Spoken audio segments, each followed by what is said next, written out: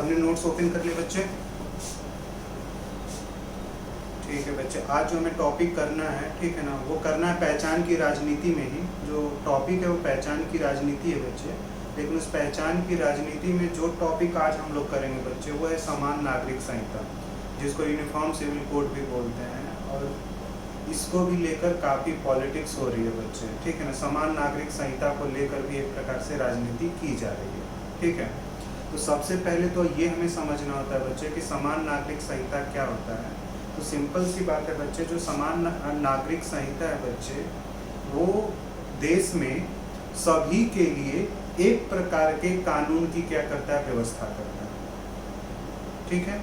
तो अगर तुमसे कोई भी ये पूछता है कि समान नागरिक संहिता क्या है, तो आपको यही बताना होता है कि जो समान नागरिक संहिता है उसमें सभी लोगों के लिए एक प्रकार की कानून व्यवस्था का क्या किया जाता है, निर्माण किया जाता है, ठीक है।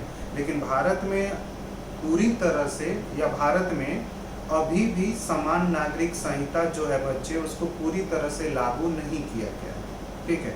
और समान नागरिक संहिता, जिसको यूनिफॉर्म सिविल कोड बोलते हैं बच्चे, ठीक है ना, ये एक्चुअली संविधान में जो राज्य नीतिक निर्देशक तत्व है बच्चे, वहाँ पे समान नागरिक संहिता के बारे में लिखा गया है। तो जो समान नागरिक संहिता है बच्चे, उसकी जानकारी अगर आपको प्राप्त करनी है बच्चे, या उसको आपको देखना है कि समान नागरिक संहिता जैसी चीज़ें कहाँ पे हैं बच्चे, तो वो तुम देख सकते हो, ठीक है ना, राज्य नीतिक निर्देशक तत्व, जिसको हम लोग directory principle of state policies बोलते हैं। और directory principle of state policies में जब अनुच्छेद 44 देखोगे बच्चे, आर्टिकल जो 44 देखोगे बच्चे, तो वहीं पर मेंशंस किया गया यूनिफॉर्म सिविल कोड के बारे में। और यूनिफॉर्म जो सिविल कोड है बच्चे, ठीक है, जो यूनिफॉर्म सिविल कोड होता है बच्चे, इसको लागू कराने की जो रिस्पॉन्सिबिलिटीज है, इसको लागू कराने का जो दायित्व दिया गया है, वो दिया गया है राज्यों को, कि राज्य क्या करें, कानून का निर्माण करें, ठीक है, समान नागरिक संहिता से संबंधित, और उसको क्या किया जाए, लागू किया जाए। पूरे भारत में अभी तक समान नागरिक संहिता जैसे कानून को लागू नहीं किया गया बच्चे। तो समान नागरिक संहिता को लेकर कुछ राजनीतिक दल क्या करते हैं, मांग करते हैं कि समान नागरिक संहिता होनी चाहिए, क्योंकि अगर देश में समान नागरिक संहिता आ जाता है बच्चे, या समान नागरिक संहिता से संबंधित कानून का निर्माण हो जाता है बच्चे, तो समाज में जो एक प्रकार का भेदभाव है, वो भी उस भेदभाव को हम लोग एक प्रकार से क्या कर सकते हैं बच्चे, कम कर सकते हैं, या उस भेदभाव को समाप्त किया जा सकता है बच्चे। क्लियर हुआ इतना? तो अगर आपसे कोई पूछेगा तो आप लोग बता सकते हैं कि समान नागरिक संहिता, ठीक है, क्या होता है। हेलो, आवाज आ रही है ना बच्चे मेरी? तो अगर आप लोगों से मैं यही जानना चाहता हूँ कि अगर आपसे कोई ये पूछता है बच्चे कि समान नागरिक संहिता कानून क्या है, तो आप लोग बता सकते हैं किसी को?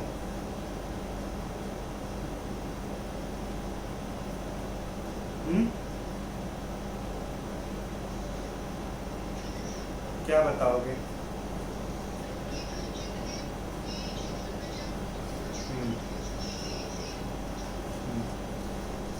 यानी जिस भी जाति के आप हों, जिस भी धर्म के मानने वाले हों, सभी के लिए क्या होगा, एक प्रकार की कानून की क्या की जाएगी, व्यवस्था की जाएगी बच्चे। चाहे वो हिंदू हो, चाहे मुस्लिम हो, या सिख हो, जैनी हो, बौद्धिस्ट हो, पारसी हो, ईसाई हो, सभी के लिए एक प्रकार का क्या होना चाहिए, कानून की व्यवस्था होनी चाहिए। संविधान ऐसा ही बोलता है।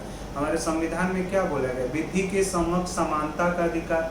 तो विधि के जब समक्ष समानता का अधिकार बोला जाता है बच्चे, तब तो फिर सभी के लिए एक प्रकार के ही कानून होने चाहिए बच्चे, ठीक है।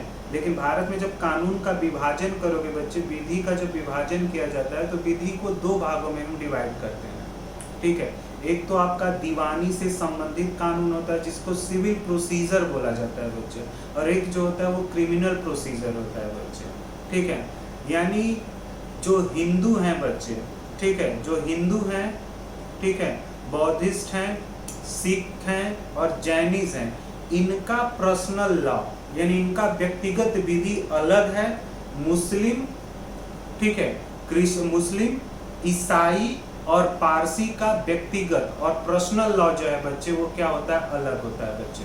तो अगर समान नागरिक संहिता जैसे कानून का अगर निर्माण कर दिया जाए बच्चे, या समान नागरिक संहिता को लागू करा दिया जाता है, तो हिंदू, मुस्लिम, सिख, जैनिस, बौद्धिस्ट, पारसी, ईसाई सभी का, ठीक है ना, पर्सनल लॉ जो है बच्चे वो क्या हो जाएगा, एक जैसा हो जाता है बच्चे, ठीक है ना। पर्सनल लॉ जो होगा वो क्या होगा, एक जैसा होगा।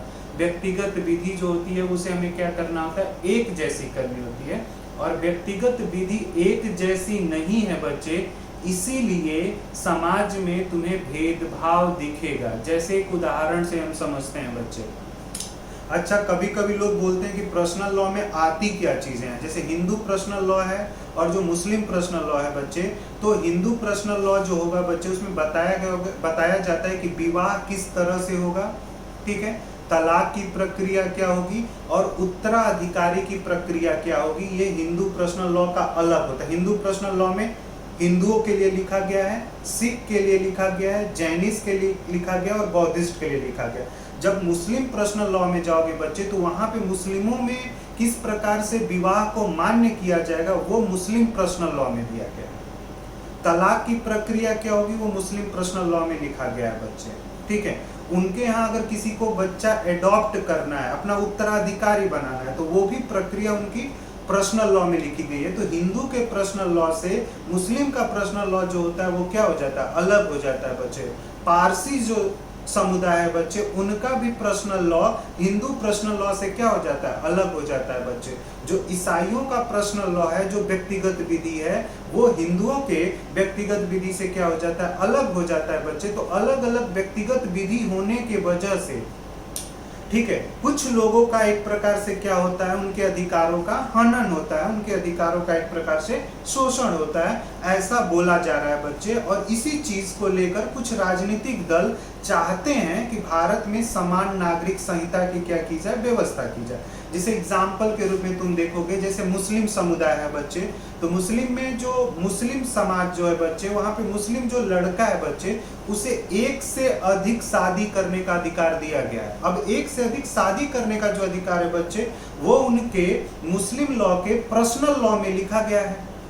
जब हिंदू पर्सनल लॉ को तुम पढ़ोगे बच्चे, तो अगर किसी व्यक्ति की शादी है तो वो दूसरी शादी नहीं कर सकता है, पहली पत्नी के जिंदा रहते हुए बच्चे, उसे दूसरी शादी करने का अधिकार नहीं है बच्चे। तो यही मैंने बोला कि हिंदू पर्सनल लॉ में हिंदुओं के बारे में बताया गया कि उनके यहाँ विवाह की प्रक्रिया किस प्रकार की होगी और किस विवाह को वैध माना जाएगा।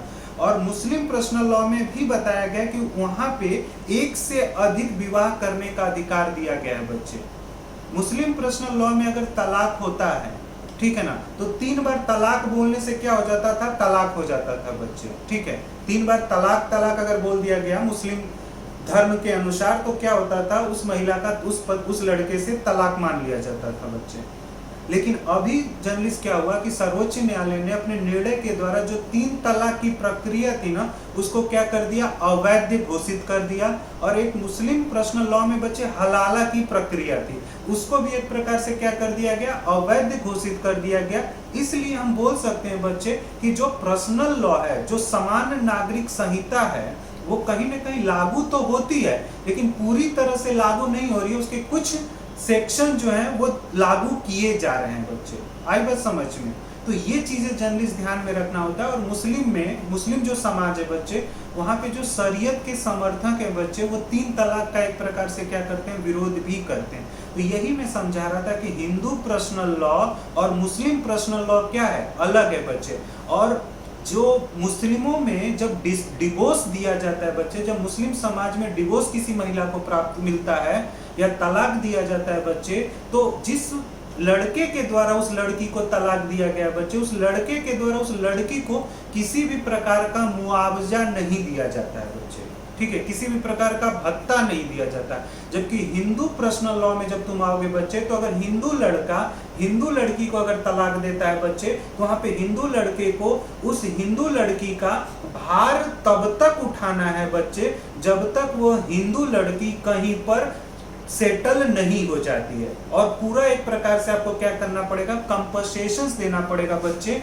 तो क्या हो रहा है कि भारतीय संविधान में हम क्या मानते हैं कि सभी लोग समान हैं, लेकिन पर्सनल लॉ की वजह से क्या हो रहा है कि मुस्लिम महिलाओं के साथ एक प्रकार से क्या हो रहा है, भेदभाव हो जा रहा है। और वहीं पर मुस्लिम पर्सनल लॉ के वजह से बच्चे मुस्लिम महिलाओं के अधिकार क्या हो रहे हैं, कम हो रहे हैं। और हिंदू जो पर्सनल लॉ है बच्चे, वो कहीं ना कहीं हिंदू महिलाओं को एक प्रकार से क्या कर रहा है, सशक्तिकरण कर रहा है। तो नहीं बोला जा सकता है कि भारत में एक प्रकार से मुस्लिम महिलाएं या अदर समुदाय की महिलाओं के साथ क्या हो रहा है, भेदभाव हो रहा है। इसलिए संविधान के नियमों के एकदम क्या है, विपरीत है। इसलिए इस प्रकार की प्रक्रिया को न अपनाया जाए। इसके लिए हमें क्या करना चाहिए, समान नागरिक संहिता जैसी चीजों को क्या करना चाहिए, लागू करनी चाहिए बच्चे। इसलिए कुछ राजनीतिक दल जो है वो समान नागरिक संहिता की क्या करते हैं, हिमायत करते हैं कि समान नागरिक संहिता यानी यूनिफॉर्म सिविल कोड को क्या किया जाए, लागू किया जाए बच्चे। आई बात समझ में आप लोगों को? क्लियर हुआ बच्चे? किसका कॉल कट गया, कौन कौन कॉल पे है? ऋचा का कॉल कट गया है क्या? एक बार ना तुम लोग मैसेज देखा करो, अगर किसी की भी कॉल कट जाती है ना बच्चे, तो एक बार ठीक है ना अपने व्हाट्सएप पे मैसेज देख लिया करो, क्योंकि जिस पे तुम लोग मैसेज करते हो। हेलो, आवाज आ रही? तो बच्चे मैं क्या बोल रहा था कि समान नागरिक संहिता का इंट्रो समझ में आया कि क्या होता है समान नागरिक संहिता, यूनिफॉर्म सिविल कोड क्या है। तुमसे पेपर में सीधा पूछा जा सकता है कि बच्चे समान नागरिक संहिता को संविधान के किस आर्टिकल में एक्सप्लेन किया गया है, ठीक है। दूसरा ये पूछा जा सकता है कि समान नागरिक संहिता से हम किस प्रकार की समाज में विषमताओं को क्या कर सकते हैं, कम कर सकते हैं बच्चे, ठीक है। और समान नागरिक संहिता जो है वो समाज में किस प्रकार की व्यवस्था करता है, ये चीज भी हम क्या कर सकते हैं बच्चे, समान नागरिकता से समझ सकते हैं बच्चे। तो सिंपल सी बात ये समझ में आना चाहिए कि जो हिंदू सिविल लॉ है बच्चे, उसमें हिंदू सिविल लॉ जो है वो किस किस लोगों को प्रोटेक्ट करता है। तो बच्चे हिंदू को प्रोटेक्ट करेगा, सिख समुदाय को प्रोटेक्ट करेगा, जैनिस्ट को प्रोटेक्ट करता है और बौद्धिस्ट को प्रोटेक्ट करता है बच्चे। जबकि मुस्लिमों का पर्सनल लॉ अलग है, ईसाइयों का पर्सनल लॉ अलग है और पारसी समुदाय का पर्सनल लॉ क्या है, अलग है बच्चे। तो अलग अलग पर्सनल लॉ के वजह से बच्चे समाज में एक प्रकार से क्या होता है, भेदभाव होता है। और अलग अलग पर्सनल लॉ होने की वजह से कुछ लोगों का एक प्रकार से अधिकारों का क्या हो जाता है, हनन हो जाता है बच्चे। और कुछ महिलाओं का एक प्रकार से इसमें क्या होता है, नुकसान होता है बच्चे। और तुमसे नीचे जब आओगे बच्चे तो वहाँ संविधान में समान नागरिक संहिता को लागू करने के लिए अनुच्छेद 44 को बताया गया बच्चे। और लागू कौन करेगा, इसकी जिम्मेदारी जो दी गई है वो राज्य को दी गई है। लेकिन अभी तक पूरे देश में समान नागरिक संहिता जैसी चीजों को लागू नहीं किया गया है बच्चे, ये ध्यान में रखना है बच्चे। जब नीचे आओगे बच्चे तो मैंने समझा रखा है थोड़ा सा कि Hindu personal law, Hindu personal law में भारत में जो हिंदू हैं बच्चे, ठीक है, हिंदुओं से संबंधी हिंदू कोड बिल लाया गया था। सबसे पहले हिंदू पर्सनल लॉ बनाने के लिए हिंदू कोड बिल लाया गया था बच्चे। और हिंदू कोड बिल का बड़े लेवल पर जब विरोध होना शुरू हुआ बच्चे, तो हिंदू कोड बिल को 4 भागों में डिवाइड किया गया है। हिंदू मैरिज एक्ट, ठीक है, उसमें बताया गया कि भारत में किस प्रकार के मैरिज को हम लोग क्या करेंगे, वैध मानेंगे बच्चे, ठीक है। जैसे हिंदू मैरिज एक्ट में बोला गया कि जो वयस्क हैं या हिंदू मैरिज एक्ट के अनुसार लड़के और लड़की की आयु क्या है बच्चे, बताई गई है कि इस आयु के लड़के और लड़की किसी भी जाति के हों, किसी भी धर्म के हों, अगर शादी करते हैं, विवाह करते हैं, तो उनके विवाह को हमें मान्य करार देना पड़ेगा बच्चे, ठीक है। और हिंदू मैरिज एक्ट में ये चीजें बताई गई। हिंदू सक्सेशन एक्ट में ये बताया जाता है बच्चे कि जो माता पिता की संपत्ति है बच्चे, उस माता पिता की संपत्ति के आप किस प्रकार से उत्तराधिकारी बन सकते हैं बच्चे। तो हमारे यहाँ पूरा उत्तराधिकारी कैसे कोई बनेगा बच्चे, ये पूरा हिंदू सक्सेशंस एक्ट में लिखा गया है बच्चे। हिंदू एडॉप्शंस एंड मेंटेनेंस एक्ट, अगर आपको किसी को गोद लेना है, ठीक है, तो वो भी एक प्रक्रिया बताई गई है, उसका भी प्रॉपर क्या है, एक्ट है बच्चे। Hindu minorities and guardianship act भी क्या किया गया, एक बताया गया बच्चे, ठीक है, कि जो हिंदू माइनॉरिटीज हैं उनको किस प्रकार से सुरक्षित किया जाएगा। और गार्जियनशिप एक्ट भी है बच्चे। कभी कभी होते हैं कि किसी बच्चे के पेरेंट्स जिंदा नहीं होते हैं, तो उनकी एक प्रकार से क्या होती है, गार्जियनशिप सी किसी के हाथों में हैंडओवर कर दी जाती है। जब तक ये बच्चा बालिग नहीं हो जाता है तब तक इसकी सुरक्षा और इसके विकास की जिम्मेदारी जो होगी वो आपके ऊपर होगी बच्चे। तो ये ध्यान में रखना कि जो हिंदू कोड बिल है बच्चे, हिंदू कोड बिल का बड़े लेवल पर विरोध होने की वजह से हिंदू कोड बिल को 4 भागों में क्या किया गया है, डिवाइड किया गया है, और ये तुम्हें क्या होना चाहिए, पता होना चाहिए बच्चे। और हिंदू मैरिज एक्ट में सिर्फ एक शादी करने का अधिकार दिया गया है बच्चे, ठीक है। पत्नी के जिंदा रहते हुए या पति के जिंदा रहते हुए आप दूसरी शादी नहीं कर सकते हैं। अगर आप दूसरी शादी कर भी लेते हैं तो उस शादी को अमान्य करार दिया जा सकता है, और आपकी जो संपत्ति है उस संपत्ति पर पहली ही पत्नी का क्या होगा, अधिकार होगा। ये हिंदू पर्सनल लॉ में क्या किया गया बच्चे, व्यवस्था किया गया। आई बात समझ में। और हिंदू पर्सनल लॉ जैसी चीजें ही समान नागरिक संहिता की क्या है बच्चे, भाग हैं। तो हिंदू जो पर्सनल लॉ है बच्चे, बोला जा रहा है कि हिंदू पर्सनल लॉ में महिलाओं को बहुत सारे अधिकार क्या हो जाते हैं, प्राप्त हो जाते हैं।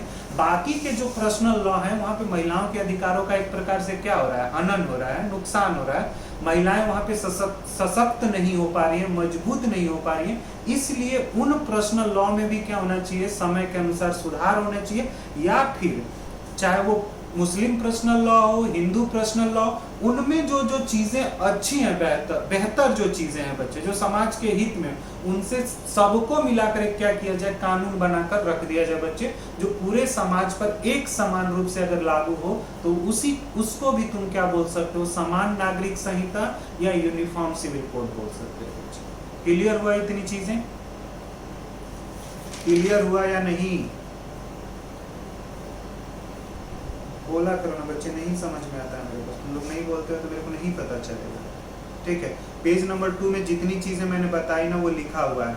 इस कानून ने महिलाओं को सीधे सशक्त बनाया। इसके तहत महिलाओं को पैतृक और पति की संपत्ति में अधिकार मिलता है बच्चे, जो हमारे यहाँ हिंदू कोड बिल है बच्चे, या हिंदू पर्सनल लॉ है बच्चे।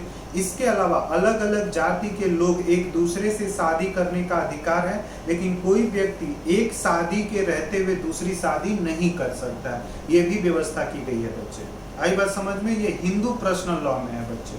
अगर हिंदू पर्सनल लॉ के अनुसार बच्चे कोई हिंदू लड़का किसी हिंदू लड़की को अगर तलाक दे रहा है तो उसका पूरा भार हिंदू लड़के को उठाना पड़ेगा, तब तक जब तक वो महिला किसी दूसरे के ऊपर निर्भर न हो जाए, तब तक आपको उसका भार उठाना पड़ेगा बच्चे।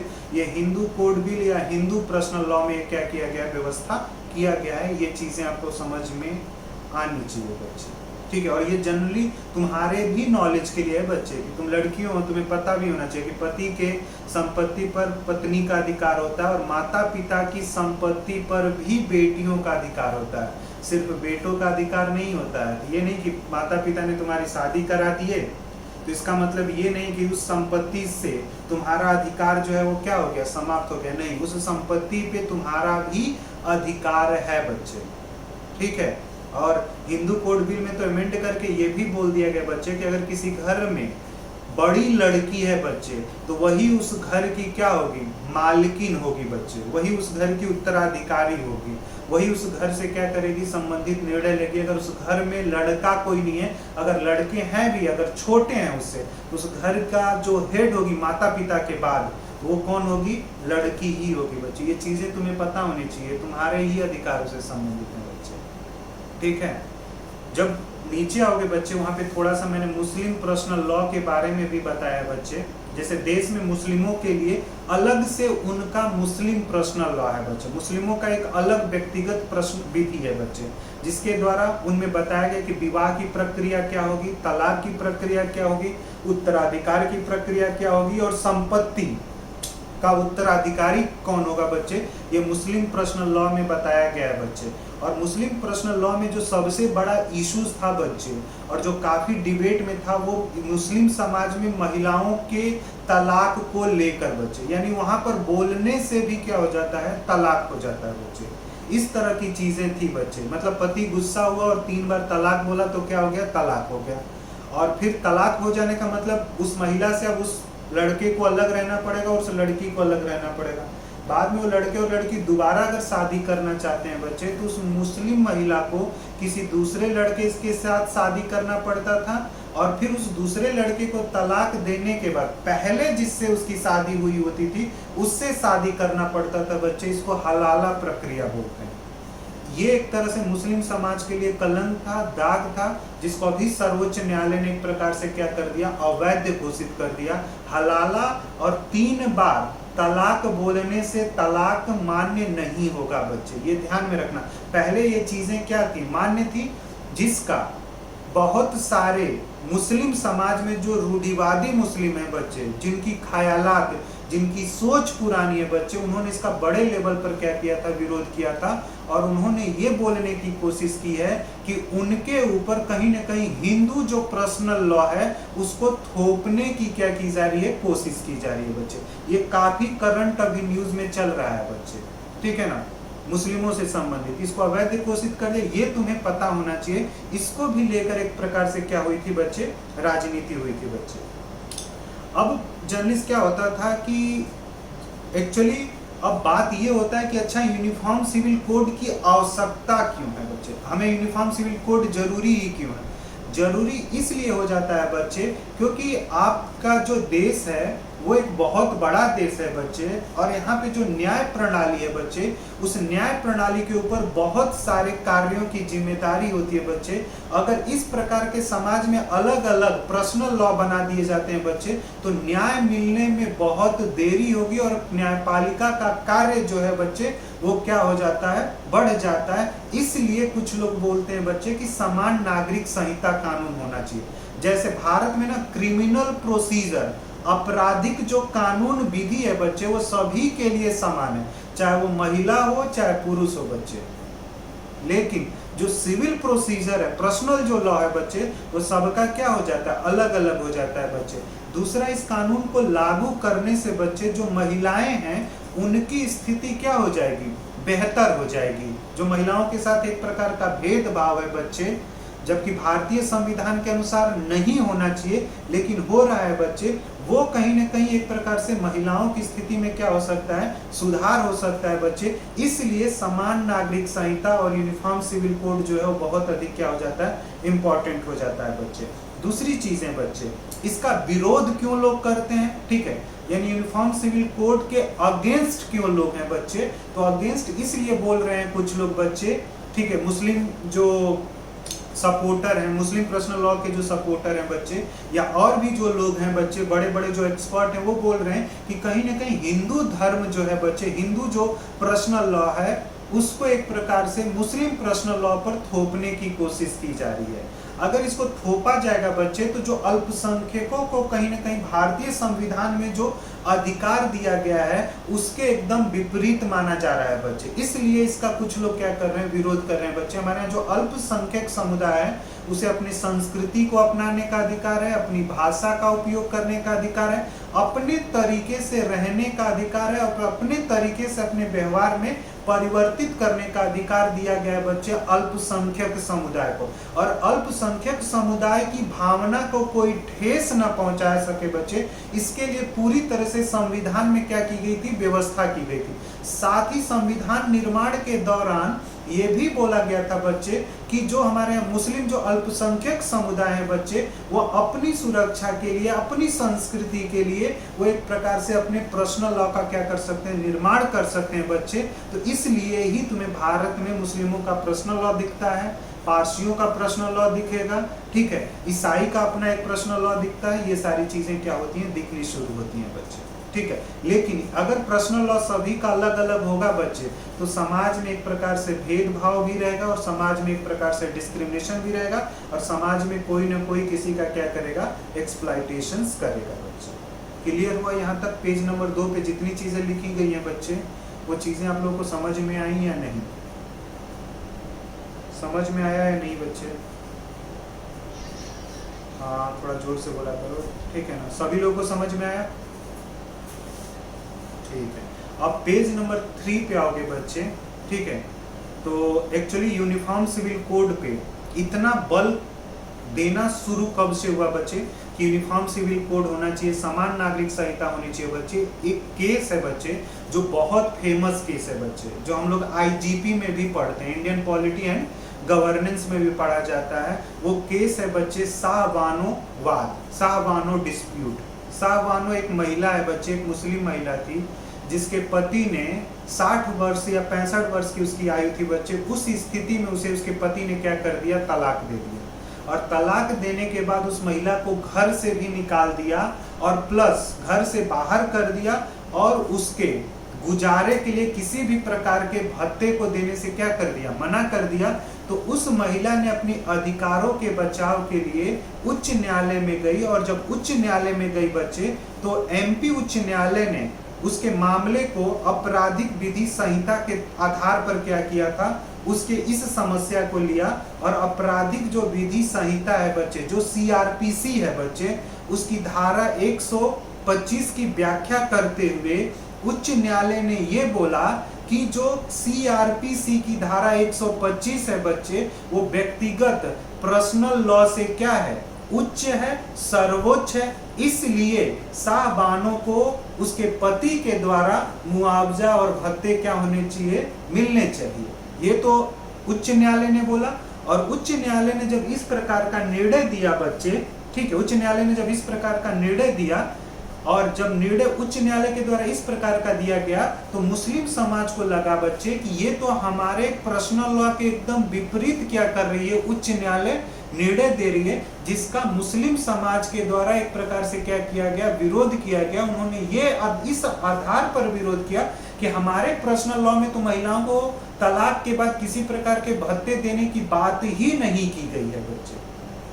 अब ये मुद्दा इतना गर्म हुआ बच्चे, इतना मुद्दा कि ये मुद्दा फिर सुप्रीम कोर्ट में गया बच्चे, ठीक है। और एक्चुअली वहां पर बोला भी जाता है बच्चे, जैसे दो है, एक तो सीआरपीसी 125 जो सीआरपीसी की धारा 125 जो है, उसमें तो बोला जाता है कि महिलाओं को कंपनसेशन मिलना चाहिए, ठीक है, पति के द्वारा उसे भत्ते मिलने चाहिए, गुजारा भत्ता प्राप्त होना चाहिए। लेकिन उसी सीआरपीसी की धारा जो है बच्चे, उसमें 127 की धारा 127 है बच्चे, सेक्शन 127 है, जहां पर यह बोला गया है कि सिर्फ उस महिला को शादी के दौरान जो मेहर की रकम होती है बच्चे, सिर्फ उतनी ही रकम उसे क्या की जाएगी, उसके जीवन यापन के लिए दी जाएगी। जबकि वो मेहर की रकम बच्चे बहुत सोच समझ के बहुत कम लिखवाई जाती है, और उस रकम अगर उस महिला को दोगे तो उससे उसका जीवन चलने वाला नहीं है बच्चे। तो इस आधार पे भी सर्वोच्च न्यायालय ने बोला कि 125 जो सेक्शन 125 है, उसे ज्यादा महत्व दिया जाएगा सेक्शन 127 के तहत। 27 के ऊपर 125 को हम लोग क्या करेंगे, ज्यादा महत्व देंगे। और उच्चतम न्यायालय ने भी उच्च न्यायालय के निर्णय को क्या किया था बच्चे, सही ठहराया था। लेकिन एक्चुअली होता क्या है, और ये भी बोला गया, ठीक है, और सीआरपीसी में बोला गया कि सभी महिलाओं पर क्या होता है, एक समान रूप में लागू होता है बच्चे। लेकिन एक चीज ये होती है बच्चे कि 1986 में बच्चे, उस समय राजीव गांधी प्रधानमंत्री थे, और जब मुस्लिम समाज के द्वारा इस प्रकार का विरोध जब शुरू हुआ बच्चे, तो उन्होंने क्या किया,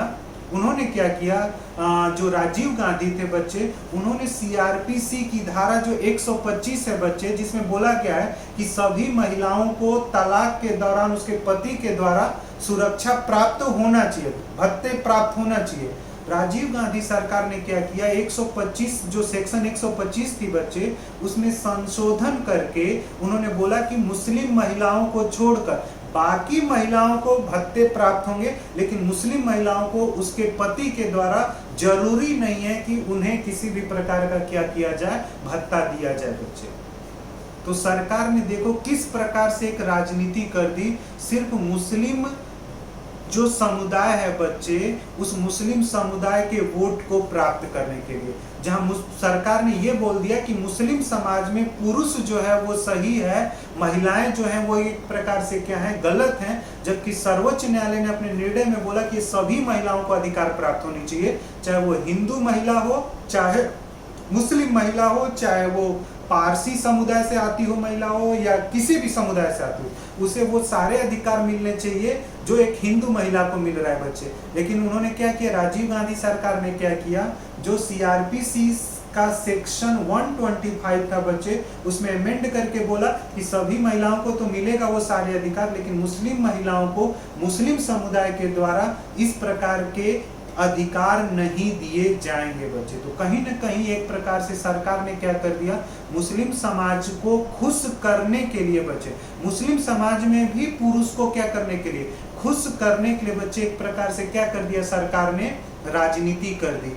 इसको एक प्रकार से बोल सकते हो कि लिंग को भी ध्यान में रखकर एक प्रकार से क्या कर दिया गया, पॉलिटिक्स की गई है बच्चे। और जबकि सर्वोच्च न्यायालय ने बोला था कि सरकार को चाहिए कि वो जल्दी से जल्दी पूरे देश में यूनिफॉर्म सिविल कोड को क्या करे, लागू करे बच्चे। हाँ बच्चे बता, हाँ बोल ले बच्चे, बोल, किसी को कहाँ से आवाज नहीं है, क्या समझ में नहीं आया ये बताओ। साहबानो केस समझ में आया बच्चे या नहीं समझ में आया, समझ में आया या नहीं आया बच्चे, समझ में बताओ, क्लियर हुआ साहबानो केस? हाँ हाँ प्रियंका बोल बच्चे, क्या बोल रही है? हाँ प्रियंका बोल।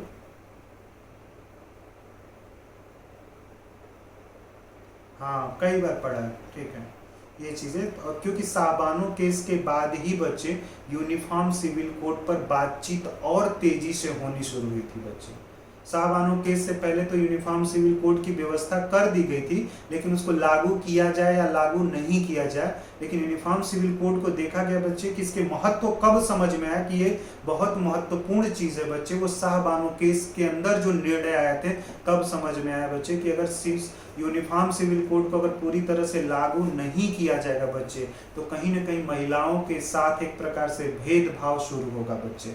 डिस्क्रिमिनेशन जो होगा, इसमें सबसे अधिक नुकसान जो होगा वो कहीं ना कहीं महिलाओं को होगी बच्चे। और देखो यही कहते हैं बच्चे कि कभी कभी लिंग के आधार पर भी राजनीति की जा सकती है बच्चे। अगर सोचो कि संसद में अगर महिलाओं का प्रतिनिधित्व ठीक ठाक होता, ठीक है, किसी भी बिल को पास करने में महिलाओं की भूमिका अगर ज्यादा होती, तो तुमको नहीं लगता कि साहबानो केस में साहबानो को जो सुविधा प्राप्त होनी चाहिए थी उसके पति के द्वारा, वो सुविधा अगर संसद में ज्यादा से ज्यादा महिलाएं होती वो प्राप्त हो जाता उस बच्चे को। हाँ बच्चे, हेलो हेलो, आवाज नहीं आ रही है क्या? किसको आवाज नहीं आ रही है बच्चे?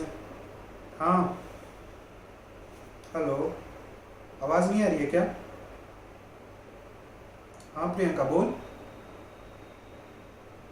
हेलो प्रियंका बोलो।